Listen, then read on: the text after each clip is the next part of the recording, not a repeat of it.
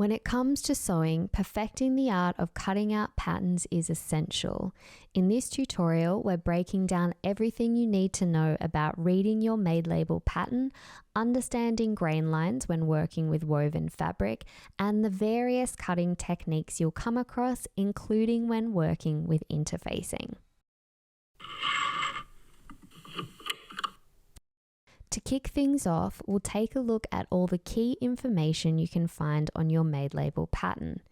Each pattern piece comes labeled with the garment name and pattern piece name.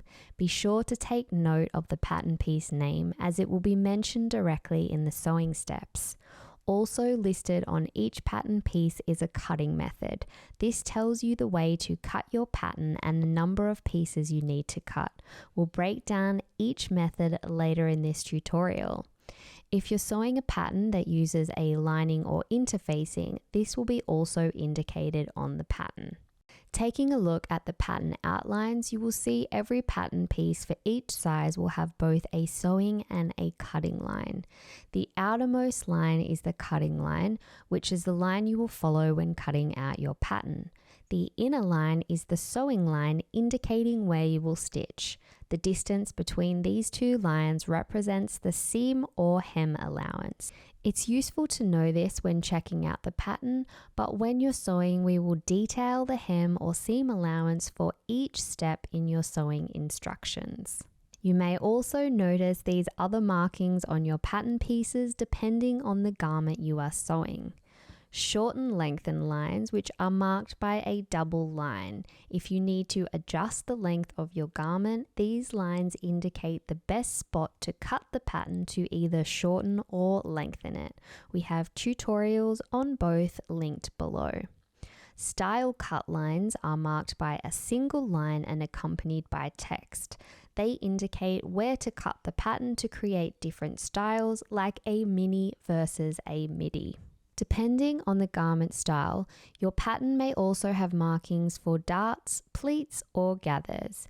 Our padding cutting inventory page in your instructions will help keep your cutting tasks organized and ensure you don't skip any markings on crucial details. It also lists any related tutorials that can be beneficial if you're unfamiliar with certain techniques. For instance, on this example page, a dart tutorial is linked, which you could check out if it's your first time marking and sewing darts. You may also find you have a cut list page.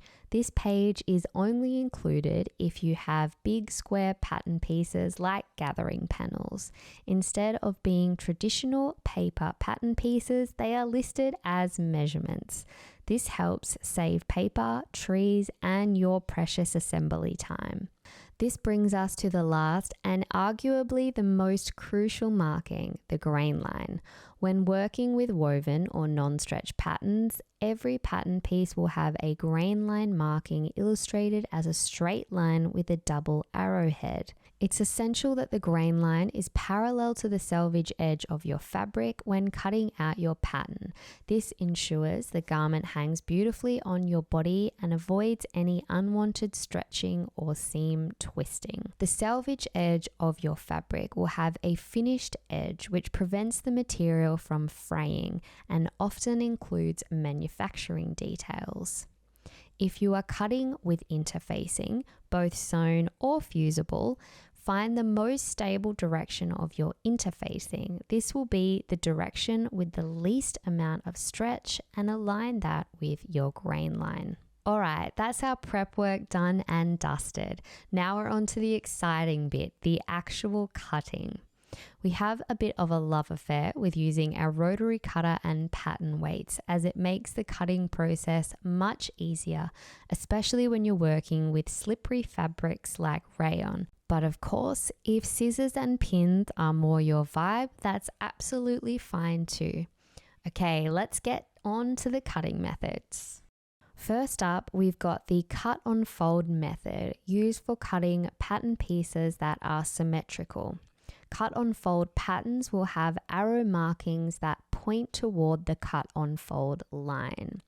Start by folding your fabric in half along the selvage edge, making sure that the distance from the fold to the selvage is even along the length where you will cut your pattern. You can use the lines on your cutting mat to help line up your fabric. Line up the patterns cut on fold line with the folded edge of your fabric. Secure it in place with weights or pins and then cut around the pattern, but ensure you do not cut along the folded line. Open it up and voila, a symmetrical pattern piece. Up next is the method of cutting a left and right pair. This is the go-to approach when cutting pattern pieces such as sleeves that require a mirrored left and right pair. You can cut a pair in two ways. The first is cutting on folded fabric and the second is cutting on a single piece of fabric. Beginning with cutting on a folded piece of fabric, start by folding your fabric in half along the selvage edge, making sure the distance from the fold to the selvage is even along the length where you will cut your pattern. Place your pattern on the folded fabric, ensuring that the grain line on your pattern is parallel to the selvage edge of your fabric. Secure your pattern with weights or pins, then cut around the entire pattern piece. Once you separate the pattern pieces, you will have a left and right pair. Method 2 is cutting on a single layer of fabric. Start by positioning your pattern text side up on your fabric, ensuring that the grain line is parallel to the selvage edge. Use weights or pins to secure your pattern and cut the entire way around it. Next, flip your pattern so the text side is now facing down. You may need to transfer the grain line to the back of the pattern. Again, ensure the grain line is parallel to the selvage edge. Secure your pattern and cut around it. And just like the first method, you now have a left and right pair. The final method we'll discuss is used when creating garments with different pattern pieces for the left and right sides, like asymmetrical designs. The term right side up refers to both the fabric and pattern. Start with your fabric right side up on your workspace. Next, position your pattern on the fabric with text side facing up, making sure the grain line is parallel to the selvage edge. Secure your pattern with weights or pins and then cut the whole way around your pattern.